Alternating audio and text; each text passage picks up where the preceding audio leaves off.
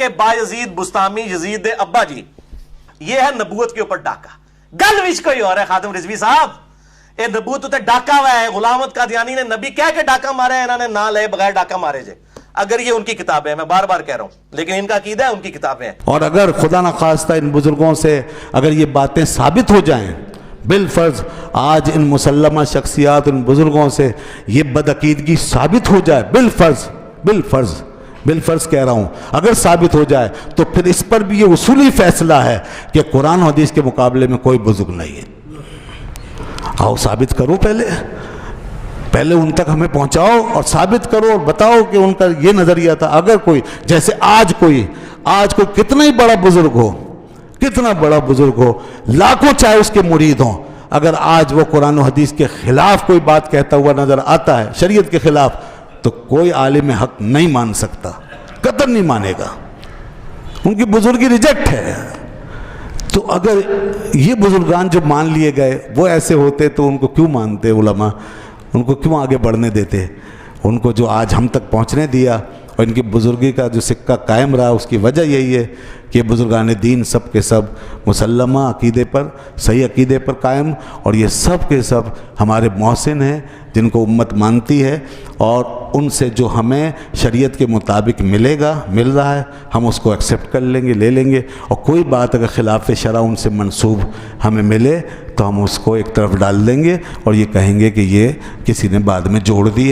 تو اگر کوئی بات خلاف شرع جیسے کسی کتاب میں آ جائے تو وہ بات قابل رد ہے, اور ہم بزرگوں سے حسن ظن رکھیں گے اور اس بات کو چھوڑ دیں گے. ہم کہیں گے کسی نے ڈال دیا ہے, سیدھی سی بات. تو اس سے ان بزرگوں پہ کوئی تان نہیں ہوتا, ان پہ کوئی اعتراض نہیں ہوتا, یہ کسی نے ڈال دیا. جیسے احادیث کی کتابوں میں موضوع من گڑت حدیث کہیں سے آ گئی تو اس کو الگ کر دیں گے. خود علماء محدثین بیان کر دیتے ہیں یہ حدیث اس کی کوئی اصل نہیں ہے, یہ موضوع ہے, یہ من گھڑت ہے, آ جاتی ہے, تو وہ اس کو الگ کر دیا جاتا ہے. اس سے یہ کب استدلال کیا جاتا ہے کہ آپ صلی اللہ علیہ وسلم نے ایسا فرمایا ہے؟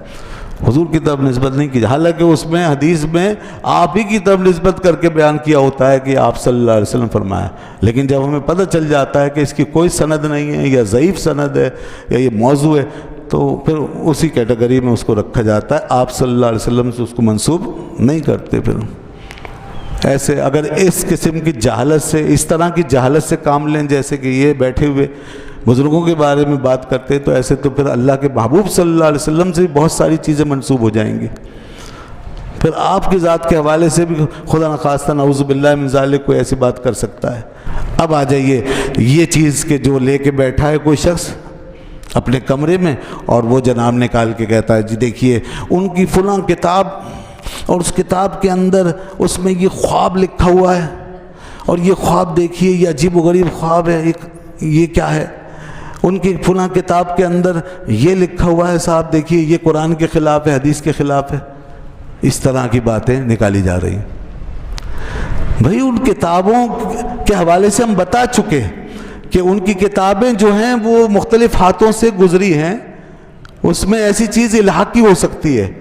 اور اگر ہم بھلا سوچیں, غور کریں کہ یہ شخص آج یہ بات جان رہا ہے کہ ان کی فلاں کتاب میں یہ بات لکھی ہے, اور یہ جو ان کے اپنے دور میں لوگ ان کو مانتے رہے, اللہ کا ولی مان گئے, بزرگ مان لیا, ان کو نہیں پتا تھا کہ ان کا کیا عقیدہ ہے. وہ سب اندھے تھے, ان کو نہیں پتا چلا کہ انہوں نے اپنی کتاب میں یہ لکھا ہوا ہے اور یہ قرآن کے خلاف ہے, یہ حدیث کے خلاف ہے, اور یہ انہوں نے بے ادبی کی ہے, خدا نخواستہ انہوں نے گستاخی کر دی ہے. تو انہیں نہیں پتا تھا. جو گمراہی اور ضلالت کی ہر مطلب یہ کہ رگ کو جانتے تھے, اس کی ہر کیفیت سے واقف تھے, اور کہیں بھی کوئی ایسی بات ہوتی تو اس پہ فتویٰ بھی دیتے رہے اور لڑتے رہے. فلسفیوں سے لڑے ہیں, معتزلہ سے لڑے ہیں, گمراہ فرقوں سے لڑے ہیں, سب سے لڑے ہیں. ایسے لوگ یہ حضرات جو تھے, جب ان کو دیکھ رہے ہیں فلسفیوں کو, جب حضرت امام غزالی ایسی کتابیں لکھ سکتے ہیں کہ معتزلہ کے کفریات کی پوری تشریح کر کے الگ سے بتا سکتے ہیں کہ دیکھو ان کی یہ باتیں, اس میں یہ بات غلط ہے, یہ صحیح ہے, یہ بات غلط ہے, اسے جب سارا تجزیہ کر سکتے ہیں یہ علماء, تو یہ آج جو شخص نکال کے بتا رہا ہے کہ فلاں بزرگ جو ہیں وہ ان کا یہ عقیدہ تھا, ان کی کتاب میں یہ, تو ان کو نظر کیوں نہیں آیا, یہ انہوں نے کیوں مان لیا ان بزرگوں کو؟ وہ سب رد کر دیتے ہیں اور ان کو پھر فتویٰ دے کر کے الگ کر دیتے ہیں امت سے، تاکہ لوگ گمراہ ہونے سے بچ جاتے ہیں۔ سوچنے والی بات ہے۔ اور اتنے لوگوں کو ان کے ہاتھوں سے ہدایت مل گئی تو کیسے مل گئی؟ تو اس لیے ایسے کسی آدمی کی بات میں نہ آئیں، یہ بہت سطحی قسم کے آدمی ہیں، انہوں نے دین کو بچوں کا کھیل بنا دیا اصل میں۔ یہ بیٹھ کر کے بند کمروں میں دین کے ساتھ کھیل رہے ہیں، امت کے ساتھ کھیل رہے ہیں، یہ مذاق کر رہے ہیں دین کے ساتھ۔ یہ چرب زبان لوگ ہیں، ان کی زبانیں بہت چل رہی ہیں اور کچھ نہیں ہے، ان میں اتنی ہمت نہیں ہے کہ سامنے آ کے بات کر سکیں۔ ہم ویسے بھی ان کتابوں کی بنیاد پہ ان بزرگوں کو نہیں مان رہے ہیں، ہم مان رہے ہیں ایک تسلسل کی بنیاد پر۔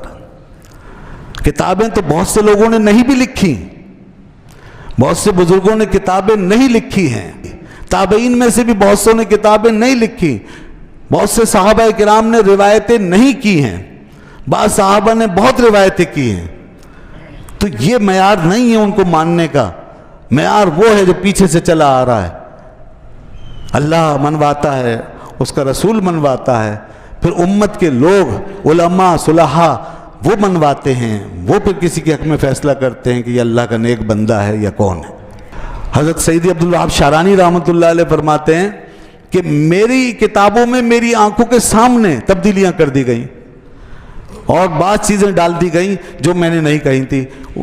تو علماء اثر جو ہیں اس وقت کے علماء، وہ ان سے بدظن ہو گئے سید عبدالوہاب شعرانی سے۔ دیکھیے وہ آیا نا اثر، بالکل اثر۔ جب علماء دین کے سامنے کوئی چیز آئے گی تو وہ ضرور اس کا ریئیکشن دیں گے، آج بھی دیں گے۔ تو اس زمانے میں تو بہت لوگ تھے ایسے، تو انہوں نے کہا کہ میرے خلاف ہو گئے، اور پھر میں نے ان کو کلیئر کیا۔ سید عبدالوہاب شعرانی فرماتے میں نے کلیئر کیا، میں نے بتایا کہ یہ کتاب میں جو آیا ہے، یہ لفظ جو لکھا ہے میں نے نہیں لکھا، میرے پاس میرا اصل نسخہ موجود ہے، وہ دیکھ لیجئے۔ یہ ان کی زندگی میں، ان کی زندگی میں یہ سب ہو رہا تھا۔ تو پھر اب یہ ہوتا ہے کہ ان بعد والے پھر مستند اور معتبر نسخے اٹھا کے لاتے ہیں، زیادہ سے زیادہ معتبر نسخے۔ دوستو یہ صرف اللہ ہی کی کتاب ہے جس کا ایک ہی نسخہ ہے بس، اور جو بالکل ہر غلطی سے پاک ہے، یہ صرف اللہ کی کتاب ہے۔ اس کے علاوہ دنیا کی ہر کتاب نسخوں پہ چلتی ہے، تاریخوں پہ چلتی ہے، اس کو پھر درجہ استناد ملتا ہے مختلف ذرائع سے۔ یہ دیکھا جاتا ہے کہ کون سا نسخہ زیادہ اوتھینٹک ہے، کس کے شواہد زیادہ ہیں، یہ ہوتا ہے۔ جب یہ چیز آ جائے تو اس میں کوئی بھی تبدیلی، الحاق وغیرہ پیدا ہو سکتا ہے، یہ بات سمجھنے کی ہے۔ اب اس طرح کے جہلا جو ہیں وہ اس چیز کو نہیں سمجھتے، اور محض لوگوں کو گمراہ کرتے ہیں، کتاب کو اٹھا کے ایسے پیش کرتے ہیں جیسے داتا صاحب نے لکھ کر یا کسی بزرگ نے لکھ کر ان کے ہاتھ میں تھمائی تھی، لو جی یہ ہے ہماری کتاب اور یہ ہمارا عقیدہ ہے، اس طرح پیش کر رہے ہیں۔ اب صدیوں کے بعد ہمارے ہاتھ میں آنے والے نسخوں کا وہ اعتبار نہیں ہے، اور ان میں آئی ہوئی اگر کوئی خلاف شرع بات ہے تو اس کو ریجیکٹ کر دیں گے، نہیں مانیں گے۔